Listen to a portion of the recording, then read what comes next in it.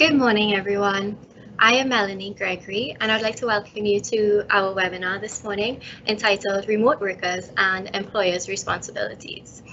Today, I'm just going to go through a couple of housekeeping rules with you to begin. So you will notice that your mic has been turned off when you entered the webinar, and this is just so that there's no disruptions throughout the presentation. We also ask that you keep your questions towards the end, or you can put your questions in the question section, and our moderator will provide me with the questions towards the end of our webinar. So just to start, for those of you who may not know a little bit about Eve Anderson Recruitment, who are we? We are actually currently in existence for 50 years. So this year we are celebrating our 50th anniversary, and what a year to celebrate our 50th. But we are currently based in Trinidad. We're also based in Guyana. But we do operations throughout the Caribbean. We've worked with international companies in the past, and we've worked with industries from small businesses all the way up to mega industries like manufacturing and oil and gas. And while it's in our name, recruitment is not just what we do. We do a lot more than just recruiting. We do background checks, psychometrics, work permits, payroll services. We also, of course, do HSE. So if you're interested in any of the services or want to learn more about what we at Eve Anderson can offer you, feel free to visit our website where all the information is available for you. So let's get started today. What is the new normal? COVID-19 has changed the way we worked so much. We started off where maybe you didn't have remote working in your company at all. Maybe you had people working remotely every now and again. But with COVID-19, it's forced employers to have remote working. When we shut down here in Trinidad, we didn't really do remote working too much here at Eve Anderson, and then all of a sudden all we did was remote working, and it was quite intense. And being able to adapt to that new change was something that we had to work on. You are a company that maybe you didn't have remote working in the past, and now you have people who are working remotely. But it could be as well that you're trying to adhere to social distancing guidelines. So you have some people working remotely sometimes, or working remotely more permanently, or you want to hire remote workers to work remotely for you. So what does that mean for you as an employer? Well, what does the law say? So currently there's no specific law on remote working in Trinidad and Tobago. So there's nothing that gives you guidelines specifically to remote working. So you have to kind of take from different laws. And as this is a health and safety presentation, I will be talking more about OSHA, the Occupational Safety and Health Act of Trinidad and Tobago. So what I did is I took the sections from that law that work specifically to remote workers. Okay, so as an employer, what is your responsibility? Well, under Section 6, subsection 1 of the Act, it shall be the duty of every employer to ensure, so far as reasonably practical, the safety, health, and welfare at work of all of his employees. So what exactly does that mean for you as an employer? You have to be able to ensure that your employees, wherever they are safe and are being able to be comfortable where they're working. So that includes your remote workers. So they are covered under this section of the Act. But how do you do that? So that's something we're going to talk a little bit more about in this presentation. How to ensure that you are complying with the Act, complying with your legal obligations, as well as ensuring that your employees are comfortable and working safely at home. So when I started doing this presentation, it was all going to be focused on employers, right? And I realized after when I finished that this actually spoke a lot about employees' responsibility, which is something that a lot of us tend to forget, that employees also have a legal obligation under the Act. So what is that obligation? So this is not an extensive list at all from the Act. This is just specific maybe to our remote workers. So under Section 10.1 of the Act, we know that our employees have a reasonable care of health and safety for himself and other persons who may be affected by his acts or omissions at work. They also have a duty to cooperate with their employer as far as necessary to ensure that that duty is required or requirement, is performed or complied with. And of course, if these things are not followed, they do have a duty. They can commit an offence under the Act if they're not following the steps that the employer has put in place. So making sure that your employees understand this, that they have this responsibility as well, is really important. And with remote working, the two kind of go hand in hand. So you have your employers who put steps in place, and then you have your employees who are actually going to be the ones to enact those steps. So what does that mean? So let's get into it. What is the first step that you as an employer should take?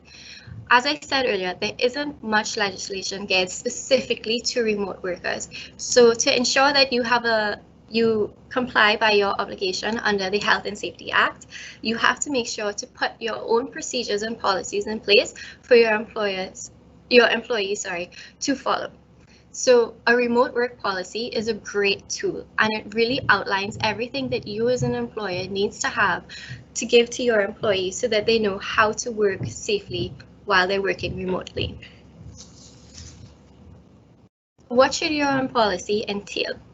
When you do your remote work policy, of course, you have to do an assessment, which we'll get into a little later. So you have to do your audit. But when you do your policy, of course, it's going to entail things like your KPIs, your different responsibilities, the accountabilities of the employees, maybe their hours of work may be different. But you also have to include your health and safety considerations. So you have to look at your individual employees. Are they vulnerable workers? Do they have a medical exemption to come into the office because of the whole pandemic that's going on? Are they parents? Right now, schools are closed. What is the possibility for them while they're at home? How can they work productively while they're at home, but also ensure that their kids are safe? Do you have persons who are bilingual?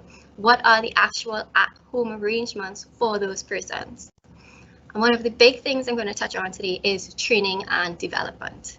In terms of remote working, training your staff is key. You have to train them on the hazards and risks, being able to set up your workstations, knowing what equipment control is and how to access it, and of course, communication. Now, in your policy, you're also going to highlight whatever supporting documents you're going to use. So all of this we're going to touch on in the rest of the presentation. So your supporting documents would be things like your audit checklist, your risk assessment, your DSC checklist, and of course, feedback checklist. So once you complete your policy, you throw it out to staff, you let them know this is what we're doing. You have them sign off to say that they saw it, they understood it, and that they will abide by the terms of it. But how do you do this policy? How do you check all of this? First off, you need to manage your risk. Managing your risk, especially now with your remote workers, is going to be a little bit more difficult. As an employer, you don't have the access to your employee's house. You don't have the control over that workspace. So this comes in with communication. You have to work with your remote workers, with your employees, much more than you would if you were having them in the office. So the first thing you do, of course, is train your staff on how to identify a hazard and how to identify a risk. So those of you who don't know in this presentation, a hazard is something that can cause harm. So anything that can cause harm. So it could be a cord that's extending into a pathway and someone can trip on it. So that is your hazard. The cord is your hazard. Then you have your risk. So what is risk? Basically, risk is any chance that that hazard will actually cause harm. So it's the probability of harm being caused, right? And I know what you're thinking. This is a lot. It can be. But once you take the steps and put them in place, you'll be able to have your employees know what's going on. And this is something you could kind of give them, you don't have to do this while they're at home. You can bring people into the office and train them on this. So the different ways to work around your training. So what is your risk? Your risk is to your remote workers, right? But there's also a risk to the organization. So you have to look at that risk from both angles. So you're going to look at it from the organization and from the actual individual. But how do you do that? So all of this that you're doing leads up to help with the development of your remote work policy, with all of the different procedures that you need to put in place for that policy. You need to be able to understand your company on a whole. So let's look at the organization. So the organization, you're going to look at different work arrangements. But how do you do that? How do you make this process simple? Because it is a lot. If you're a large company and let's say you have about 500 workers and half of them are working from home, it's a lot to manage. So you need to be able to simplify the process. So the best way to do that, of course, is to do an audit. But you can make it a little simpler and use an audit checklist. So your audit checklist is going to be a great tool for looking at risk at the organizational level. You want to be able to do the audit to show how the company is going to move offsite if it needs to. Now, COVID kind of forced all of us into that move offsite really quickly, and we weren't probably able to do everything that we needed to do in that space of time, and we've started to build up to it. So now that we're back out at work, we may still have people working from home, or this may be something that you want to put in place on a more permanent basis. So you need to be able to see what jobs can be moved offsite. How can you go about doing those jobs? And then once you do that, you go into more of the specifics. So who should we have working remotely? Are we just doing vulnerable workers? Are we doing parents at the moment, if possible? How many staff are we going to be having working remotely? We need to be able to manage the logistics of it. So you're not just managing your remote workers, you may be managing equipment control. So there's different things that you need to take into account. What's the geographical spread of your remote workers? So this is actually something that we did in Evanderson. We did map out where all of our remote workers were and what their locations were so that we can have an idea. You know, certain areas in Trinidad, electricity is not that great, things get cut off, internet access gives trouble. So having a map to kind of map that out and being able to see what the employees' at-home arrangements were and where they were is a great tool to use to be able to give you a better boost of how to go about doing this. But then once you finish your organizational level, you also have to look at the individual. So how do we do that? So the individual is your individual worker. And as I said before, they could be anyone. They could be people that you've tagged to say, you know, they can work at home. Their job can easily move to an at-home arrangement. It could be that you have people working in office 3 days a week, at home for 2 days. It could be that you have that person working permanently. So you have to take all of this into effect. And the main thing you need to look at is if that individual can actually work at home. Do they have the home arrangement, the home environment to facilitate them moving there on a more permanent basis, or even for a couple of days a week? So how do you do that? You do a risk assessment. A risk assessment is the best tool in a health and safety professional's arsenal. A risk assessment gives so much information and provides so much in terms of being able to control. So, but why do you need to do it as an employer? Well, if you look at the Occupational Safety and Health Act again, Section 13A, subsection 1, every employer shall make a suitable and sufficient and annual assessment of the risks to the health and safety of his employees to which they are exposed to while at work. And your remote workers are at work. So even though they're not in office, you can't see them, you still have to make sure that you do a risk assessment for them. Now, for those of you who don't know, what is a risk assessment? Basically, a risk assessment is the overall process or method to identify hazards, to analyze and evaluate that risk, and to implement the controls for those risks. Now, I know some of you are sitting behind your computers and scratching your head of how you're going to do a risk assessment for, let's say, 250 people. I know, it seems like a daunting task, especially when you know that you can't go into their physical space while they're at home. So what can you do? Again, you simplify the process.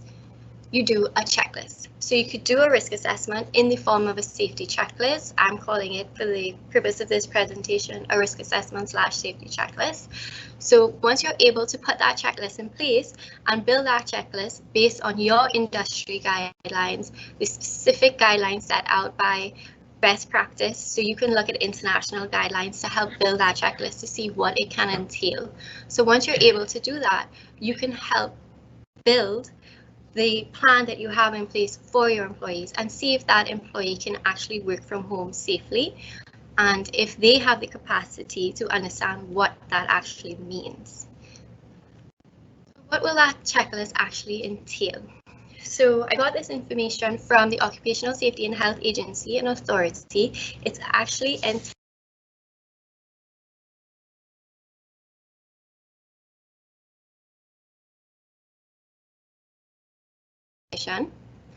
and this is not an exhaustive list at all. So this is just basic information.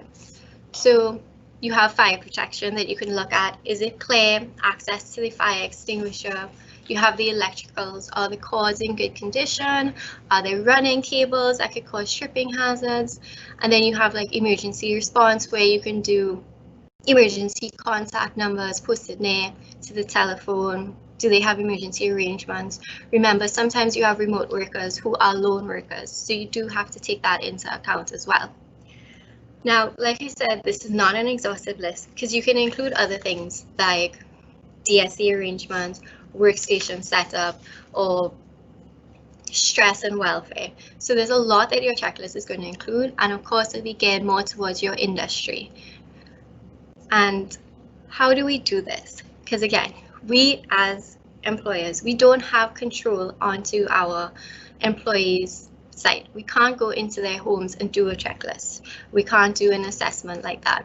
So how do we do this? So as I mentioned before, training and development is a huge aspect of remote working, especially when it comes to safety. So being able to show your staff how to go through this information and how to do these assessments themselves is a great tool to have. And if we go back to the OSHA Act, it's as far as reasonably practical. So I'm sure now you're thinking, this is a lot. Is this even worth it? And it can be. There's so many studies that show productivity increases with remote working. You have efficiency increasing. You have all these different good things. The company saves money. There's a bunch in terms of remote working. So you as an employer need to be able to see, how can you do this? How can you facilitate this as far as reasonably practical? And that does of course include putting in resources, putting in time, putting in the effort. So the best way to do it is to bring your employees into the field and let them know how to go about doing this. So what can you do? You train your staff on how to identify those hazards and risks. So you do it for the at-home environment. I remember these are things that you kind of should be doing before, to just letting your staff know, here's risk with your office environment, here's risks with a certain department. So you do the same thing at home, and it doesn't have to be a huge extensive training. It doesn't have to be a huge training on how to do a risk assessment. We know that will take a lot of time. Remember, this is just a simple safety checklist that they're going to be going through. They're not going to be calculating probability and severity. They're not going to be doing that whole process. They're just doing a checklist to see if they have everything in place that they need to. So your employee is going to conduct your risk assessment. But how do you do that? How do you make sure your employee, once they conduct that risk assessment, that it's accurate? Because you do need to make sure that what they're putting down there is correct. So you can go through the checklist with them. So you can train them in the office if you want, and then take it offline so that they go back home and do the checklist there. You can train them at home if they are a vulnerable worker and they're not able to come into office. So there's different ways around it that you can do. So if you do train them, when you train them, you go through the checklist, and you can go through the checklist with them at home, let them read through it, you go through the process. And we found here at Eve Anderson that doing a video call really makes a huge difference. So if you can do a video call, or ask your staff to send you a picture of the layout of their work environment. Remember, you're not focusing on the rest of the house, you're just focusing on where they're set up to do work. So you can do a video call, and we've seen that that makes a huge difference because you get a better idea of that environment. You can see what's actually happening in real time. You can see if there's too much glare, if there's sitting in an incorrect chair, or if there are cords trailing along in the back of the desk, because remember, they have to make sure that while they're there that they're safe, but also the people around them at home are also safe. Okay. So video call is a great tool to use, and once you go through this safety checklist, you get the information you need from it. You made sure that the checklist and the assessment are adequate and sufficient to what you're looking to get from it. You have to go about now saying, okay, this worker can work from home, their area is safe, but you may have found a couple deficiencies. So how do you implement control measures? So it's a little difficult. There are a lot of gray areas in terms of remote working because of the uncertainties and gaps in the law, but you just go back to OSHA as far as reasonably practical. So if there are control measures where you can provide equipment and your company is able to do that, then that's something you can put in place. But the best thing to do is be able to guide your employees on maybe just a couple of fixes. If your risk assessment shows that the work environment is not suitable at all for that employee, then you may have to rethink your strategy with that individual employee and maybe bring them into office. So you as an employer can help facilitate the implementation of controls where possible and where practical. So another really important thing that you need to talk about is ergonomics. Ergonomics, even in the office, is a big issue that you can deal with as an employer. But what exactly is ergonomics for those of you who don't know? Basically, it's designing your workstation to suit an individual's needs. So you're fitting that workstation to your individual employee, and it can be very difficult to do. So when you're at home, we noticed here at Evanson that a lot more of the complaints that we got had to do with ergonomics. So a couple more aches and pains, your back hurts, your eyes are hurting, and you realize that you have to train your staff on how to recognize these different hazards and risks associated with ergonomics. So how do you do that? You let them know they have to look at their workstation. So they have to look at their display screen equipment, their software, their input devices like their mouse and their keyboard, and of course their furniture. And you can never forget their actual work environment. So the best thing to do, and I'm going to keep repeating this, is training staff on how to identify these risks. I don't know if you're familiar with the acronym ITS, Information, Instruction, Training, and Supervision. That is the best thing that you can use as an employer for remote working.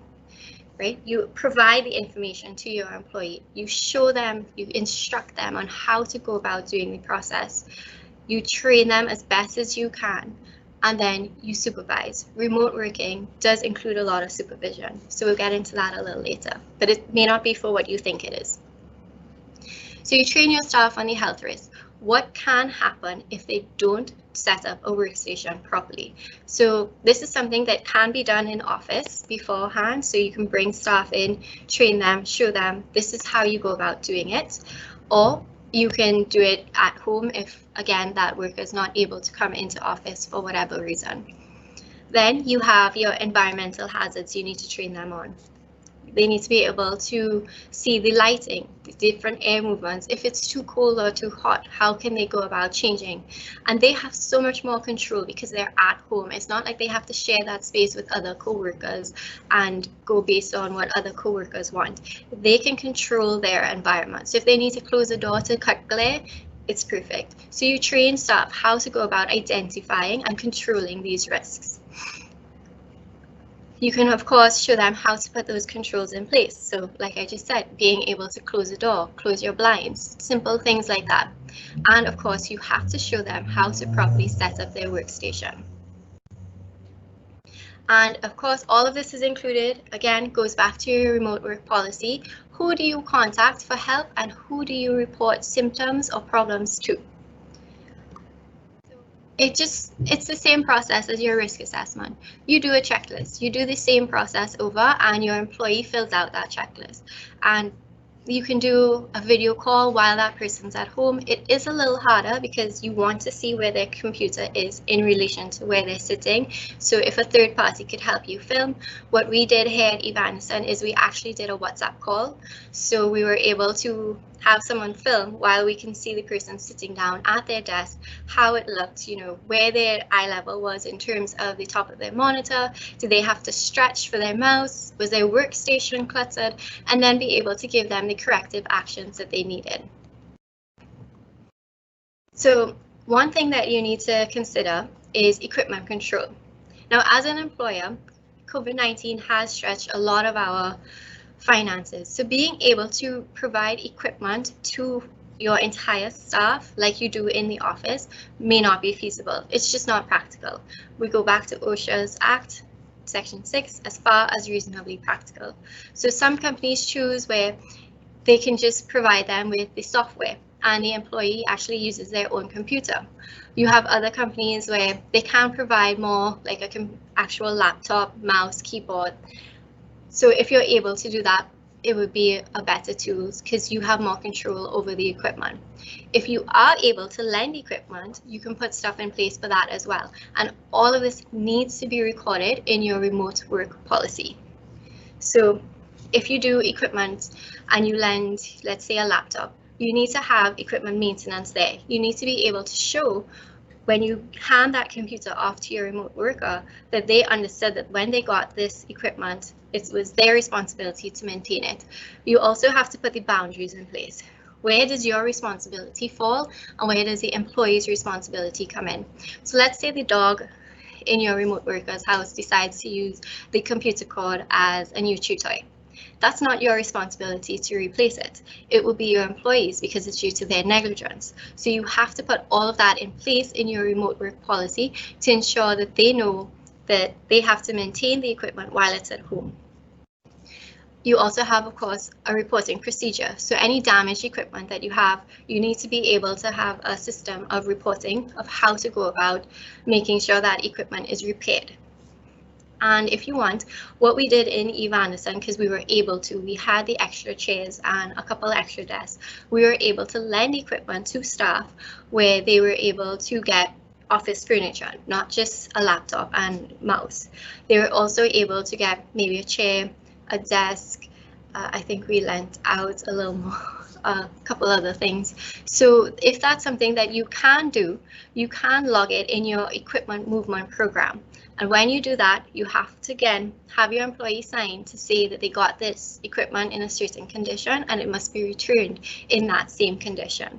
Make sure you set your boundaries. You only have so much control of the space. You need to outline as much as possible in your policy where that control ends and where the employee's control takes over. Now, one of the big things that we've seen with mental health is, with remote working, is it can be a great tool. It's extremely helpful in terms of being able to boost productivity, being able to reduce costs to workers and employers.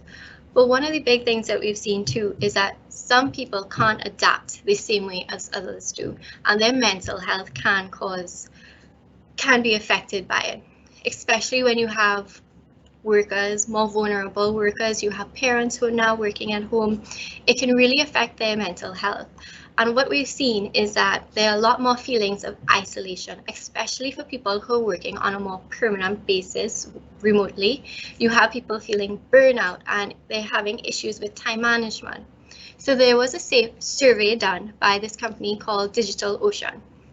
And they had 82% of their remote tech workers were feeling burnt out. Then they had 52% of that reporting that they were actually working longer hours than those in the office. And 40% of that was feeling as though they needed to contribute more than their office colleagues. And this is a serious thing. You may have noticed it when we were locked down. Maybe you yourself were working much longer hours, going into late afternoon working, or picking up your computer in the middle of the night and start working on a project. Or you felt like, I'm home, my employer can't see me, I need to work more to show them that I'm actually being productive while I'm home. And you as an employer needs to be able to show your staff that it's okay.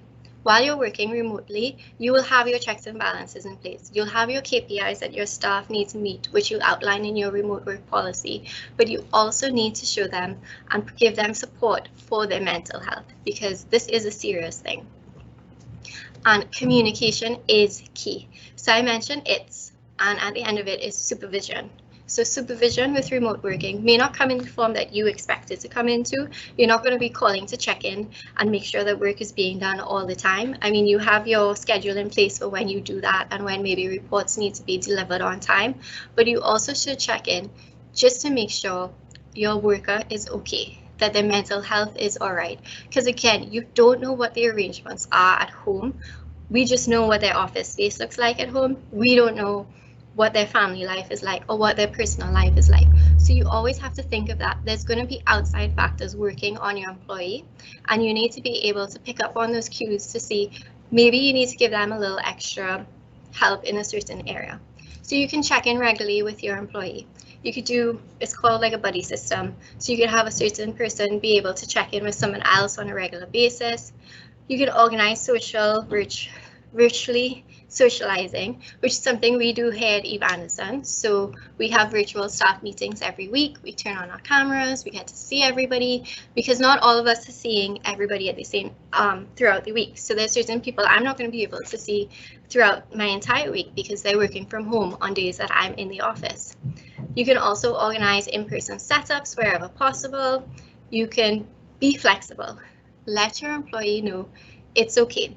Let them know that it's okay if they have certain things going on at home. Maybe you could change their work hours so they're not working a strict 8 to 4:30 or 9 to 5. Make sure you let them know that they can have more control over their schedule once their KPIs are met. It's okay. Encourage work-life balance. We saw that we had people feeling like they needed to do more, like they couldn't do what they needed to do personally because they had to commit more to work because they're working from home and they need their employer to see that they're actually doing work. So encourage work-life balance. Let them know it's okay if they need to turn off their phone at 4:30. Just be available if there's an emergency, if you're like an HSE professional like me. So encourage that work-life balance with your employees. Also do a feedback checklist. Now this will be a checklist that includes, I did my risk assessment, I did my DSC assessment, but it should also check in on your employees' mental health. Are they coping well with remote working? Remember, not everybody is the same. Whereas I may be great at remote working, my coworker may not be very good at it. Do mental health surveys where possible. We at Eve Anderson Recruitment actually do psychometric assessments. So we can do assessments on persons' ability to adapt. We actually did one on the pandemic and how us as staff were reacting to the pandemic, and if we were able to adapt to change, and if we had the tools to adapt to change, and what was our weaknesses and our strengths in terms of that. So these are different things that you can do, different tools that you can use. And if your company is financially able to offer it, you can offer employee assistance programs as well. So today, that brings us to the end of this presentation, but I should make note that your assessments are not a static thing. Your assessment is not going to be one and done.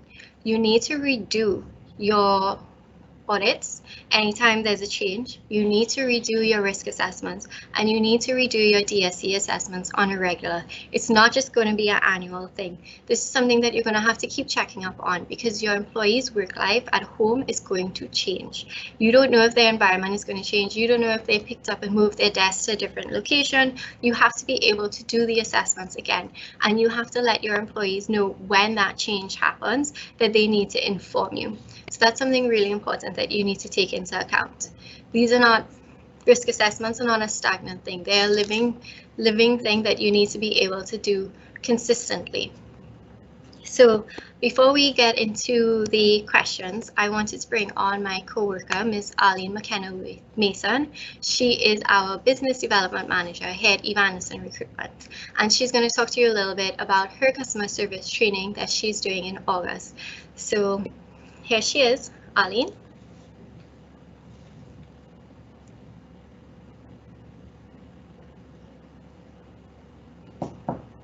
Thank Thank you very much, Melanie, and hi, everyone.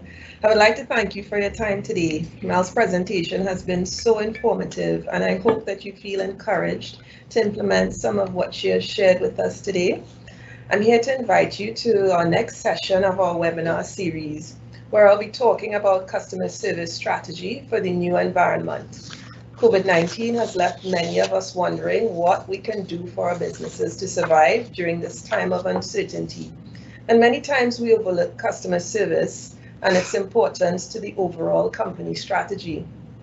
Well, you might be saying now, I've spent time and money getting my folks trained in customer service and it didn't make a difference. Or I've spent the money on customer service training for my staff, and even though I saw some changes, it didn't last very long. And now we're back to square one. So what is going to be different about this? Well, customer service is not just about training, though training does play a big part of the plan. But if the business environment isn't created to be a customer service organization, then the resources spent on training would be wasted. So, in my presentation, we will start with what the customer wants from your organization, your product. And that is not just the tangible thing they've just spent their money on. So it's an entire experience. And then we'll work our way backwards, crafting out a customer service plan that can get you on the path to competitive advantage and success. So I hope you'll be able to join us on August the 12th at 10 a.m. and look out for our promotional material coming to our inboxes soon. So I want to take you back to Mel as she does a summary of today's webinar.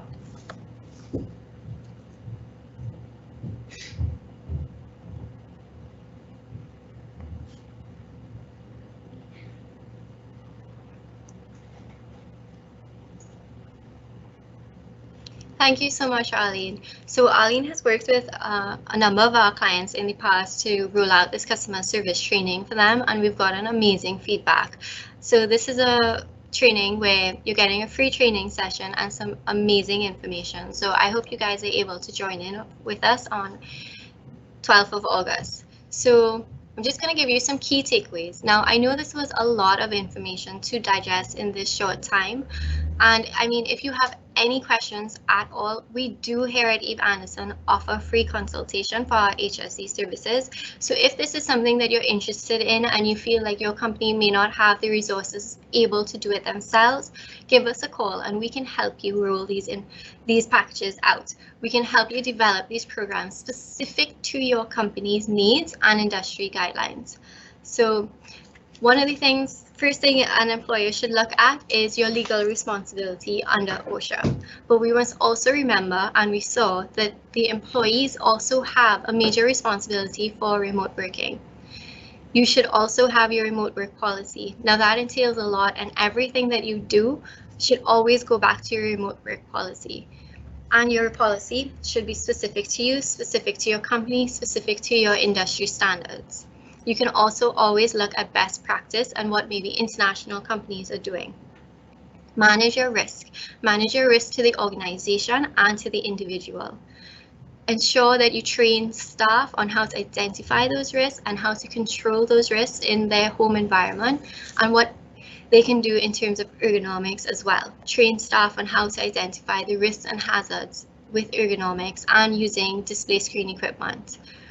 Mental health. Check in with your staff. Let them know it's okay, that you there as an employer, you know, productivity, great, but you need to be able to show your staff that you care about their mental health, you care that, you know, maybe this arrangement is not actually working. Let's see if there's something else that we can do or give you the support that you need as an employee to be able to be motivated to do your job. And once you do that, you will see that staff are motivated. You will see that staff are being more productive.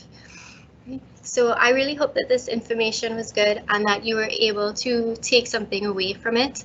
And like I said, if you have any questions or concerns, feel free to contact us here at Eve Anderson Recruitment, whether it's on this or any of our other services. And at the end of this, take a look at our website, see if anything relates to you, and give us a call. So let's move on to questions and answers. So while we're just organizing the questions here, if you look at my screen, you'll see that there is a hiring virtual team. So that is actually something that we can help you with here at Evanderson. A lot of clients have been looking at hiring and working remotely. So you can actually hire workers to specifically work remotely. And that is something that we can help you with here at Evanderson. So if that's something you're interested in, give us a call. So one of the questions we have here is, can an employer be liable for an injury that an employee sustains during remote working?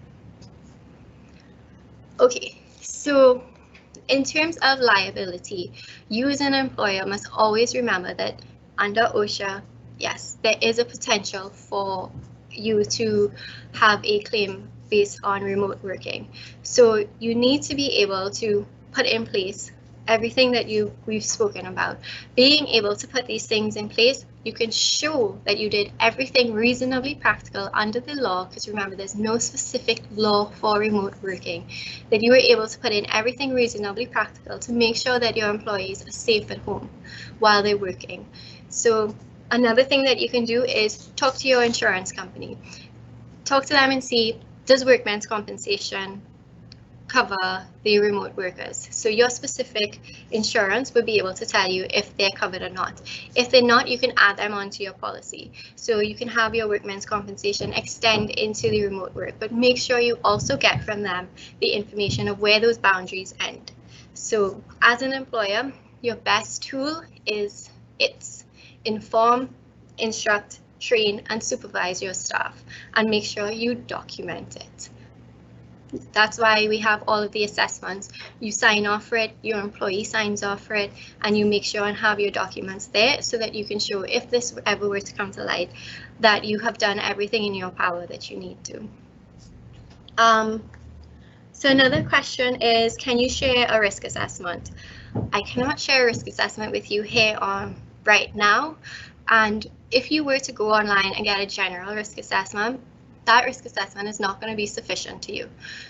Your risk assessment has to be specific to your company. It has to be specific to the needs of your company, to what your employee is going to be, what you're going to be able to be looking for with your employee at their home. So your risk assessment has to be very specific to you and your industry standards and what that employee's job actually entails while they're at home.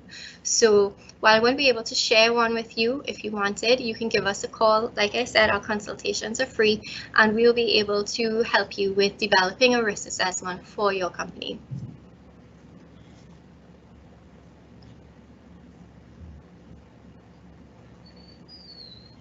Can an employee working from home refuse access to their home by the employer, citing privacy? So can an employee tell an employer that they don't have access to their home? So that is something that I would suggest you speak to your legal team on. It's not something I'm going to answer directly to, but you should have an understanding of what your control is as an employer. Currently under OSHA, there is no grounds for you to enter an employee's home. That's something that we can check on for you, but I would definitely talk to your legal team on that to see where your boundaries are as an employer and your at-home worker. So I think that's all the questions, all the time we have for right now. If there's any other questions or any other information you would like to get from us, feel free to contact us. Any extra questions, if you want to ask them offline, you can, and we will post all the answers up on our website. So any of the questions I'm not able to get to now, we'll post the answers onto our website. So I hope this information was good. I hope you were able to take something away from it. And I hope that if you're not able to implement it, you can contact us and we can help you implement it. And I hope that you're able to really get an understanding of what your responsibility is and what your employee responsibility is with remote working. So thank you so much for joining us today, and I hope you have a great day, and we'll see you soon for our next webinar on August 12th with customer service. Thank you, everyone.